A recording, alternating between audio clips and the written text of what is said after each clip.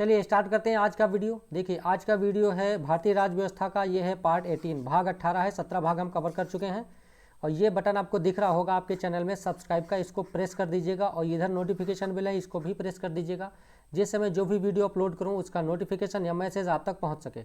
चलिए स्टार्ट करते हैं। देखिए राष्ट्रपति का टॉपिक चल रहा है इस समय और उसमें हम आज कवर करेंगे ये चीज़ें, राष्ट्रपति की शक्तियाँ और उसके कर्तव्य। इसमें उसके देखेंगे हम कार्यकारी शक्तियाँ कौन कौन सी हैं, विधायी शक्तियाँ कौन कौन सी हैं, वित्तीय शक्तियाँ, न्यायिक शक्तियाँ, कूटनीतिक शक्तियाँ, आपातकालीन और वीटो शक्तियाँ। तो ये हैं राष्ट्रपति की शक्तियाँ और इनको हम आज डिटेल में कवर करेंगे। ये हमारा चैनल है सिविल सर्विसेज विद आलोक। अगर अभी तक आपने इसको सब्सक्राइब नहीं किया है तो जरूर कर दें, लाइक शेयर कमेंट करना ना भूलें और नोटिफिकेशन बिल को अवश्य प्रेस कर दें, जिससे मैं जो भी वीडियो अपलोड करूँ उसका मैसेज आप तक पहुँच सके। देखिए कार्यकारी शक्तियाँ राष्ट्रपति की कौन कौन सी होती हैं। भारत सरकार के सभी कार्य राष्ट्रपति के नाम पर ही किए जाते हैं, प्रधानमंत्री के नाम पर नहीं किए जाते। वास्तविक जो शक्तियां होती हैं वो प्रधानमंत्री के पास होती हैं, लेकिन वास्तविक शक्तियां जो होती हैं, लेकिन सारे कार्य राष्ट्रपति के नाम पर ही किए जाते हैं। देश का राष्ट्र प्रमुख कौन होता है तो राष्ट्रपति होता है।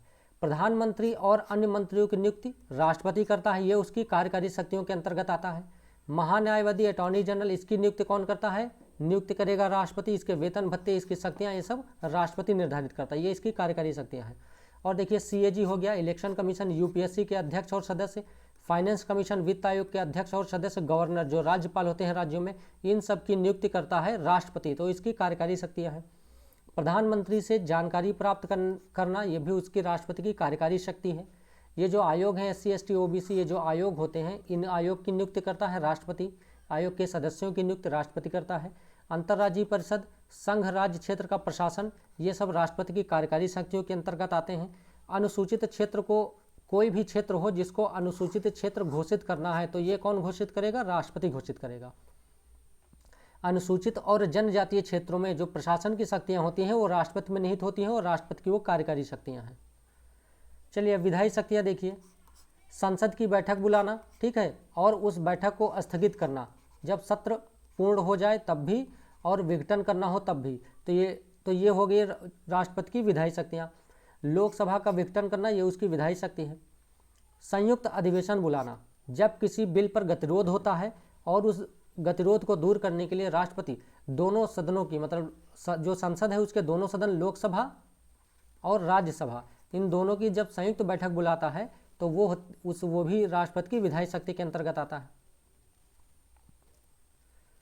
प्रत्येक नए चुनाव के बाद और प्रत्येक वर्ष संसद के प्रथम अधिवेशन को कौन संबोधित करता है, राष्ट्रपति। जब भी नया चुनाव होता है तो जब पहली बैठक होती है तो उस पहली बैठक को भी, प्रथम अधिवेशन को राष्ट्रपति संबोधित करता है। और प्रत्येक वर्ष भी राष्ट्रपति प्रथम अधिवेशन को संबोधित करता है। लोकसभा के अध्यक्ष उपाध्यक्ष का पद अगर रिक्त हो जाए तो किसी अन्य सदस्य को अध्यक्ष बनाना है, यह भी राष्ट्रपति की विधायी शक्ति है। राज्यसभा में जो 12 सदस्य मनोनीत किए जाते हैं, किस क्षेत्र से, साहित्य, विज्ञान, कला, समाज सेवा, तो ये 12 सदस्यों का मनोनयन कौन करता है, राष्ट्रपति, ये उसकी विधायी शक्ति है। लोकसभा में 2 आंग्ल भारतीय सदस्यों की नियुक्ति, राज्यसभा में कितने, 12, और लोकसभा में कितने, 2, 14 सदस्यों की राष्ट्रपति जो है उनको मनोनीत करता है, 14 सदस्यों को टोटल संसद में। 12 सदस्य लोकसभा में, राज्यसभा में, और 2 सदस्य लोकसभा में। और ये 2 सदस्य जो लोकसभा वाले होंगे वो एंग्लो इंडियन होंगे, आंग्ल भारतीय सदस्य होंगे। संसद सदस्यों की निर्भरता के संबंध में अगर कुछ सलाह लेनी है तो वो निर्वाचन आयोग से सलाह ले सकता है। कुछ विधेयकों को राष्ट्रपति की पूर्व सहमति के बाद ही प्रस्तुत किया जा सकता है। जैसे संसद में विधेयक आते हैं तो कुछ विधेयक ऐसे होते हैं जिनको संसद के पटल पर रखने के पहले राष्ट्रपति की अनुमति जरूरी होती है। जैसे संचित निधि से अगर धन खर्च करना है, राज्यों के निर्माण या परिवर्तन से संबंधित कोई विधेयक है तो संसद से पारित विधेयक राष्ट्रपति की स्वीकृति के बाद ही वो अधिनियम बनता है, तो वो उस पर राष्ट्रपति स्वीकृति दे भी सकता है, सुरक्षित भी रख सकता है और पुनर्विचार के लिए वापस भी कर सकता है। तो ये सब इसकी विधायी शक्तियाँ हैं। अध्यादेश जारी करने की शक्ति भी राष्ट्रपति की विधायी शक्ति है। वित्तीय शक्तियाँ, धन विधेयक, ये सब जो हम संसद पढ़ेंगे तब हम डिटेल में पढ़ेंगे कौन सा विधेयक धन विधेयक होता है और आकस्मिक निधि क्या है, वित्त आयोग क्या है, ये सब डिटेल में पढ़ेंगे। तो धन विधेयक राष्ट्रपति की पूर्व अनुमति के बाद ही संसद में पेश किया जाएगा, ये इसकी वित्तीय शक्ति है। बजट को संसद के पटल पर कौन रखाता है? राष्ट्रपति रखाता है, ये उसकी वित्तीय शक्ति है। संसद में अनुदान की मांग राष्ट्रपति की सिफारिश के बाद ही लाई जा सकती है। आकस्मिक निधि से अग्रिम भुगतान की व्यवस्था कौन करता है? राष्ट्रपति करता है, ये उसकी वित्तीय शक्ति है। वित्त आयोग फाइनेंस कमीशन का गठन हर 5 वर्ष पे होता है, तो इसका गठन कौन करता है? ये राष्ट्रपति ही करता है, राष्ट्रपति की वित्तीय शक्ति है। आपातकालीन शक्तियां डिटेल में दूसरे वीडियो में कवर करेंगे। तो राष्ट्रीय आपातकाल अनुच्छेद 352 के तहत लगता है, राष्ट्रपति शासन आर्टिकल 356 एंड 365 के तहत ये, और वित्तीय आपातकाल जो है आर्टिकल 360 के तहत। तो ये तीनों जो हैं वो राष्ट्रपति की आपातकालीन शक्तियां हैं। सैन्य शक्तियां राष्ट्रपति की, तो राष्ट्रपति क्या होता है? सैन्य बलों का सर्वोच्च कमांडर है। तीनों सेना प्रमुखों की नियुक्ति राष्ट्रपति के द्वारा होती है, और युद्ध या उसकी समाप्ति की घोषणा भी राष्ट्रपति के द्वारा ही की जाती है। ये उसकी सैन्य शक्तियां हैं। न्यायिक शक्तियां, सर्वोच्च न्यायालय, सुप्रीम कोर्ट और उच्च न्यायालय हाई कोर्ट के न्यायाधीशों की नियुक्ति कौन करता है? राष्ट्रपति करता है। सर्वोच्च न्यायालय से सलाह ले सकता है राष्ट्रपति, और उसकी सलाह, कुछ मामले ऐसे हैं जिन पर सर्वोच्च न्यायालय को सलाह देना बाध्यकारी भी नहीं है, और अगर सर्वोच्च न्यायालय ने सलाह दिया है तो राष्ट्रपति के द्वारा उस सलाह को मानना भी बाध्यकारी नहीं है। दोष सिद्धि के संबंध में किसी व्यक्ति को क्षमादान देना, ये राष्ट्रपति की न्यायिक शक्ति है। अब इस क्षमादान में क्या है कि संघ विधि के द्वारा अगर दंड मिला हो किसी व्यक्ति को, तब भी राष्ट्रपति क्षमा कर सकता है। सैन्य न्यायालय ने अगर दंड दिया हो तब भी राष्ट्रपति क्षमादान दे सकता है, और दंड का स्वरूप अगर मृत्यु दंड हो, किसी को अगर मृत्यु दंड दिया गया हो, तब भी राष्ट्रपति उसको क्षमा कर सकता है। देखिए, क्षमादान की शक्तियाँ अनुच्छेद 72 में बताई गई हैं। क्षमा का मतलब होगा सभी प्रकार के दंड से मुक्त कर देना, फ्री होगा वो व्यक्ति। लघुकरण, ये क्षमादान की शक्तियां हैं। क्षमा, लघुकरण, परिहार, विराम, प्रविलंबन। लघुकरण का मतलब क्या है कि दंड के स्वरूप को बदल देना। जैसे मृत्यु दंड दिया गया था किसी को, लघुकरण कर दिया गया, मतलब मृत्यु दंड को कठोर कारावास में कन्वर्ट कर दिया गया, ठीक है। या कठोर कारावास दिया गया था किसी को, तो उसको साधारण कारावास में बदल दिया गया, ये हो गया लघुकरण। परिहार क्या होता है? दंड के स्वरूप को नहीं बदलना है, दंड की प्रकृति, नेचर में बदलाव करना है।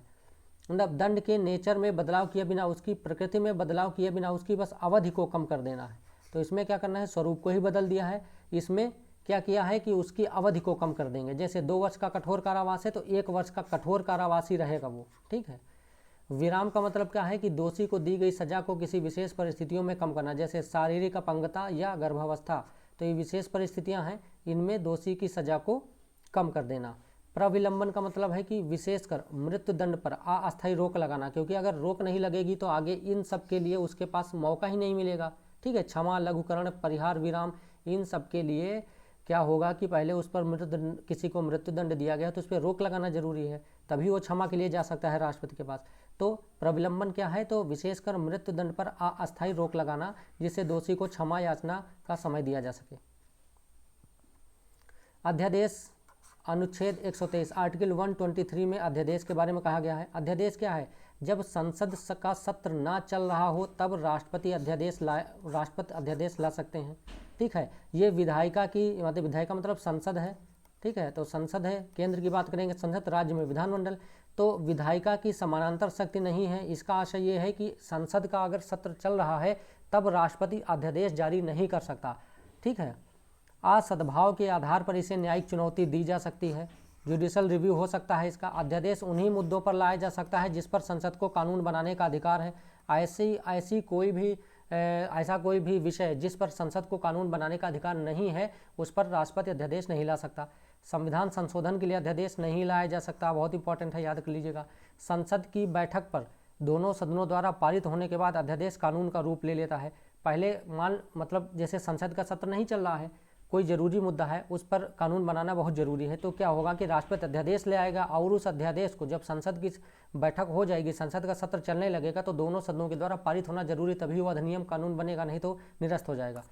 और इस अध्यादेश की अवधि कितनी होती है? 6 सप्ताह, ठीक है। राष्ट्रपति की वीटो शक्तियाँ देख लीजिए, अनुच्छेद 111 में है राष्ट्रपति की वीटो शक्तियाँ। आत्यंतिक वीटो एक होता है, एक विशेषित वीटो होता है, एक निलंबनकारी, एक पॉकेट वीटो। देखिए, आत्यंतिक वीटो क्या है कि विधेयक पर राय सुरक्षित रख लेना, कुछ नहीं करना, रख लेना अपने पास। विशेषित वीटो मतलब विधायिका यानी संसद या विधानमंडल के द्वारा उच्च बहुमत द्वारा निरस्त किया जा सकता है। भारत में ये नहीं है, अमेरिका में है। निलंबनकारी वीटो मतलब साधारण बहुमत द्वारा निरस्त किया जा सके। मान लीजिए कोई विधेयक है, उसको संसद ने पारित किया और राष्ट्रपति के पास भेज दिया, अब राष्ट्रपति ने कहा कि भैया एक बार पुनर्विचार कर लीजिए, तो यही है पुनर्विचार करना, निलंबनकारी वीटो। जैसे ही उसने संसद को वापस भेजा, संसद ने क्या किया, अब साधारण बहुमत से फिर उसी विधेयक को सेम वैसे ही पारित कर दिया, कुछ भी बदलाव नहीं किया, तो ये निलंबनकारी हो गया। मतलब उस जो राष्ट्रपति ने वीटो किया था उसको संसद ने साधारण बहुमत से निलंबित कर दिया, यही है निलंबनकारी वीटो। पॉकेट वीटो क्या है, विधेयक पर कोई निर्णय ही न लेना, ना तो सहमति देंगे, न लौटाएंगे, कुछ नहीं बोलेंगे, मौन हो जाएंगे या निश्चित काल के लिए लंबित कर देंगे विधेयक, ये विधेयक समाप्त हो जाएगा। चलिए अब कुछ क्वेश्चंस देख लेते हैं जो पहले हमने कवर किया है प्रीवियस वीडियोस में, तो हम कुछ उसके क्वेश्चंस देख लेते हैं। देखिए एक क्वेश्चन क्या है कि संघीय कार्यपालिका का मुखिया भारत का राष्ट्रपति होता है, ठीक है। संघीय कार्यपालिका यहाँ पे दिया है, केंद्र सरकार की बात कर रहा है, उसका मुखिया कौन है, भारत का राष्ट्रपति है, ठीक है, बिल्कुल सही है सवाल। मतलब ये राष्ट्रपति की शक्तियों की कोई सीमा नहीं है। अगर आपने कुछ भी नहीं पढ़ा है ना, तब भी आप जान लीजिए कि हमारे देश में लोकतंत्र है, ठीक है। और लोकतंत्र में इस तरह के शब्द कोई सीमा नहीं, जैसे है ना कि असीम है, ऐसी कोई भी चीज़ नहीं, ऐसा कोई भी यहाँ पर नहीं है जिसके पास ये चीज़ हो कि उसकी कोई सीमा ना हो, चाहे वो न्यायपालिका हो, चाहे संसद हो, चाहे जो भी चीज़ हो, सबकी सीमा होती है, ठीक है। सब संविधान के द्वारा एक सीमा में बांधे गए हैं। तो अगर आपने नहीं भी पढ़ा है तब भी आप जान जाएंगे कि आर तो गलत है। अब अगर आर गलत है तो ए सही ही है, आर गलत है, क्या होगा, ए सही है आर गलत है, आंसर सी होगा, ठीक है।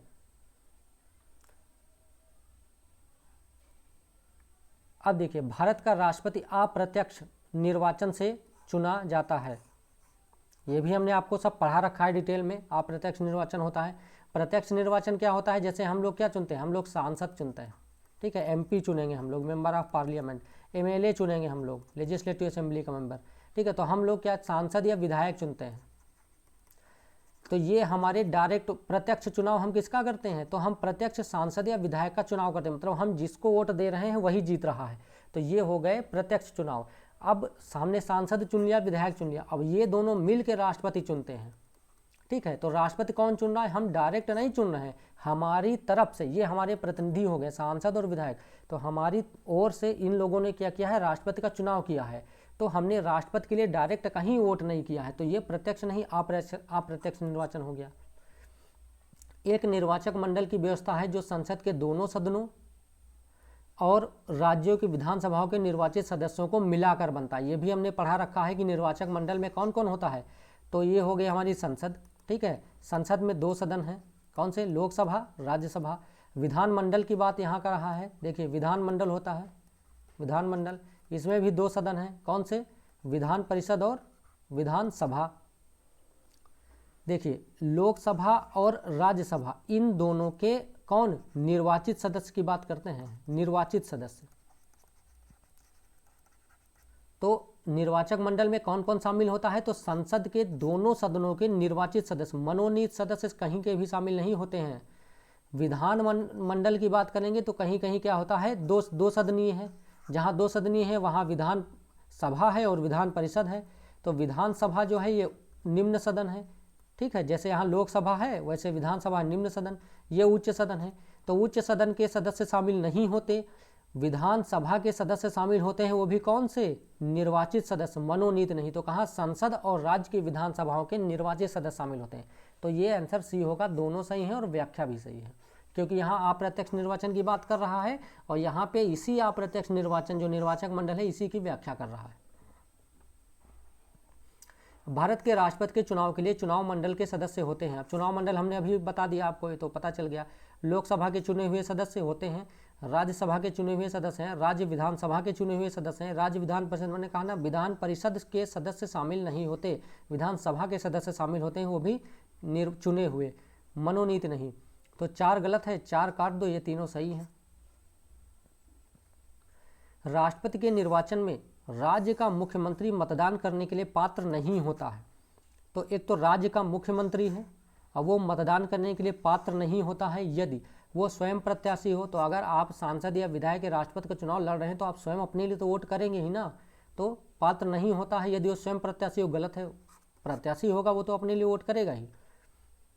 उसे यदि उसे राज्य विधानमंडल के निचले सदन मतलब विधानसभा में अपना बहुमत सिद्ध करना शेष हो। अरे चुनाव वोट कौन डाल रहा है, तो एमएलए डाल रहा है। अब एमएलए कोई है उसको मुख्यमंत्री बना दिया गया है, वो बहुमत सिद्ध कर पाए चाहे ना सिद्ध कर पाए, वोट देने के लिए तो पात्र है ही है ना, क्योंकि वो विधानसभा का एमएलए है, ठीक है। वो राज्य विधानमंडल के उच्च सदन का सदस्य हो, वो राज्य विधानमंडल में निम्न, देखो उच्च सदन कौन आ गया, विधान परिषद आ गया, उच्च सदन वाला गलत होगा, क्योंकि उच्च सदन का सदस्य जो होता है वो राष्ट्रपति के निर्वाचन में पार्टिसिपेट नहीं करता, राज्य विधानमंडल का निम्न सदन का सदस्य हो। तो कौन सा है, पात्र नहीं होगा। यदि मुख्यमंत्री यहाँ विधान परिषद का सदस्य होगा तब वो इसके राष्ट्रपति के निर्वाचन में पार्टिसिपेट नहीं करेगा, ठीक है।